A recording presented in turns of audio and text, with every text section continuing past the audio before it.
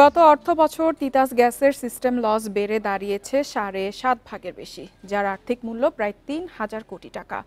প্রতিষ্ঠানটি বলছে, অবৈধ সংযোগ বিচ্ছিন্ন করে সিস্টেম লস কমাতে জোর তৎপরতা চলছে। গ্যাস চুরির সঙ্গে জড়িতদের দৃষ্টান্তমূলক শাস্তির তাগিদ জ্বালানি বিশেষজ্ঞদের। ঢাকা, নারায়ণগঞ্জ সহ দেশের বিভিন্ন এলাকায় ১৩,৫০০ কিলোমিটার পাইপলাইনে গ্যাস বিতরণ করে তিতাস। গ্রাহকের ২৮.৫ লাখই আবাসিক। এছাড়া তারা গ্যাস সরবরাহ করে শিল্প, বাণিজ্য, বিদ্যুৎ কেন্দ্র, সার কারখানা ও সিএনজি স্টেশনে। গত অর্থবছর তিতাস পেট্রোবাংলা থেকে গ্যাস বরাদ্দ পায় ১,৫৭০ কোটি ঘনমিটার, বিক্রি করে ১,৪৫০ কোটি ঘনমিটার। বাকি ১২০ কোটি ঘনমিটার গ্যাস বা ৭.৬৭ ভাগ যায় সিস্টেম লসে, যেখানে নিয়ন্ত্রক সংস্থা বিইআরসির অনুমোদিত সিস্টেম লসের সীমা ২%। তিতাস বলছে, তারা এখন রাজনৈতিক প্রভাবমুক্ত থেকে অবৈধ সংযোগ বিচ্ছিন্ন করতে পারছে। তাদের দাবি, পুরনো পাইপলাইনও সিস্টেম লসের বড় কারণ। ম্যাজিস্ট্রেট দেওয়া হয়েছে আমাদেরকে, সেই ম্যাজিস্ট্রেটকে নিয়ে আমরা সাম্প্রতিক সময়ে অবৈধ কার্যক্রমগুলো পরিচালনা করছি এবং এটার রেজাল্ট পাচ্ছি। আমরা চেষ্টা করব যে সিস্টেম লস দিনে দিনে বেড়ে যাচ্ছে, তো এটা আমরা চেষ্টা করবো যে আমার একটা টার্গেট থাকবে। এখন যদি সিস্টেম লস 10 থাকে, আমার সামনের মাসে আমি এটা 8 আনবো। রাতারাতি এটা করতে পারবো না। দেখা যাচ্ছে যে অবৈধ সংযোগগুলো লাগছে, কেটে ফেলছি, আবার লেগে যাচ্ছে। এগুলো নিয়মিত মনিটরিংয়ের মাধ্যমে রাখতে হয়। জ্বালানি বিশেষজ্ঞরা বলছেন, অবৈধ গ্যাস সংযোগের কারণে বড় অঙ্কের রাজস্ব হারাচ্ছে রাষ্ট্র।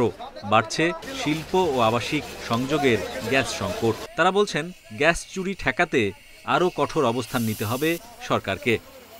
আমরা তো দেখতে পাচ্ছি সিস্টেম লস কমাবার ব্যাপারে তিতাস যথেষ্ট সাকসেস দেখাতে পারছে না।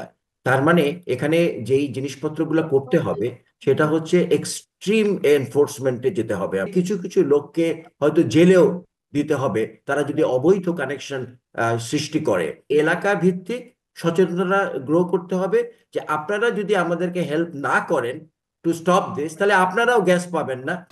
সিস্টেম লস বেড়ে যাওয়ায় নেতিবাচক প্রভাব পড়েছে পুঁজিবাজারে তালিকাভুক্ত তিতাস গ্যাসের মুনাফাতেও। গত অর্থবছর প্রতিষ্ঠানটির শেয়ার প্রতি লোকসান ছাড়িয়েছে ৭.৫ টাকা। Hari Saha, Independent News, Dhaka.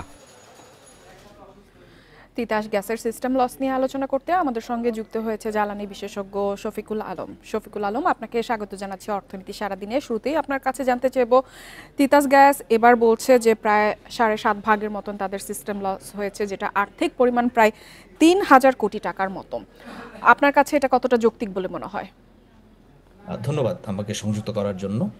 দেখুন, তিতাস গ্যাস যেটা বলছে ৩,৫০০ কোটি, এবং এটা যদি আমরা সারা বাংলাদেশের গ্যাস সিস্টেমের কথা চিন্তা করি, যেহেতু তিতাস প্রায় অর্ধেক, টোটাল গ্যাসের অর্ধেক ডিস্ট্রিবিউট করে থাকে, তো টোটালটা যদি চিন্তা করি তাহলে প্রায় 70 বিলিয়ন কিউবিক ফিট পরিমাণ, বিপুল পরিমাণ গ্যাস আমাদের অপচয় হচ্ছে, যেটাকে পেট্রোবাংলা বলছে আনঅ্যাকাউন্টেড ফর গ্যাস। এখানে সিস্টেম লস রয়েছে, মানে পিলফারেজ, তারা সুনির্দিষ্টভাবে এটাকে পিলফারেজ হিসাবেই বলেছে। কাজে এটা কোনোভাবেই যুক্তিযুক্ত বলা যায় না। এবং আমরা যদি অন্যান্য দেশের স্ট্যান্ডার্ডের সাথেও চিন্তা করি, এটাকে যদি ৩% নামিয়ে আনা যায়, তাহলে প্রায় 40 বিলিয়ন কিউবিক ফিট গ্যাস অপচয় কমানো সম্ভব। এবং এই গ্যাস দিয়ে আমাদের যে প্রতি বছর বিদ্যুৎ উৎপাদন করছি আমরা, বা গত অর্থবছর যেটা করেছি, তার প্রায় 4 থেকে 5% অতিরিক্ত বিদ্যুৎ উৎপাদন করতে পারি। কিংবা শিল্প কারখানা এবং ক্যাপটিভ জেনারেশনে যে গ্যাস আমরা সাপ্লাই কার্টেল করতে হয়েছে, সেই কার্টেলের পরিমাণ যেটা, এটা অনেকটা তার সমপরিমাণই হবে।